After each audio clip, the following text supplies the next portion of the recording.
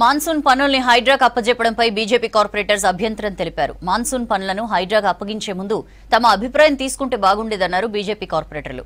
గతంలో చెట్లు కూలినా, నాలాల్లో జనం పడినా వరద సమస్యలపై జీహెచ్ఎంసీ ట్రాక్టర్ టీమ్స్ అద్భుతంగా పనిచేశాయన్నారు. కానీ వరదపై ఎటువంటి అవగాహన లేని హైడ్రాకు ఇవ్వడం కరెక్ట్ కాదని జీహెచ్ఎంసీ కమిషనర్ ఆర్వీ కర్ణన్ను కలిసి అభ్యంతరం తెలిపారు బీజేపీ కార్పొరేటర్లు. మాన్సూన్ ప్రిపరేషన్ పై వెంటనే అంతా కార్పొరేటర్లతో జీహెచ్ఎంసీ, హైడ్రా అధికారులు సమావేశం ఏర్పాటు చేయాలని డిమాండ్ చేశారు బీజేపీ కార్పొరేటర్లు. మాన్సూన్ ఎమర్జెన్సీ టీమ్స్ ఏవైతే హైడ్రా బాధ్యత కింద బదిలీ చేశారో దీనిపైన మేము అభ్యంతరం వ్యక్తం చేయడం జరిగింది. ఎందుకంటే గతంలో వర్షాకాలంలో వర్షాలు పడ్డా, చెట్లు విరిగినా, నాలాలు పొంగినా వీటిని జిహెచ్ఎంసీ చూసేది.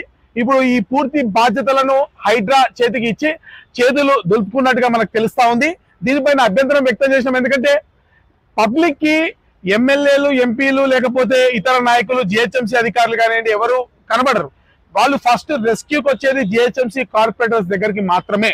కాబట్టి జిహెచ్ఎంసీ కార్పొరేటర్లతోటి ఎటువంటి అనుసంధానం లేకుండా, ఎటువంటి అభిప్రాయ సేకరణ జరగకుండా డైరెక్ట్ గా హైడ్రాకి ఇవ్వడం వల్ల మరి ఏ విధంగా హ్యాండిల్ చేస్తారన్న దానిపైన మేము అభ్యంతరం వ్యక్తం చేసినాం.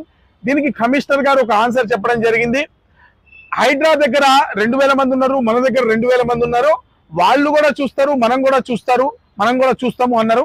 అంటే ఈ స్టిల్ జిహెచ్ఎంసీకి సంబంధించిన AE, DE, zonal commissioner, SC అందరూ కూడా ఈ డిజాస్టర్ యాక్టివిటీస్ కి సంబంధించి పూర్తి రెస్పాన్సిబిలిటీ తీసుకుంటారు. వాళ్ళు కూడా హైడ్రా టీమ్ తో భాగంగా పనిచేస్తారు అన్నారు.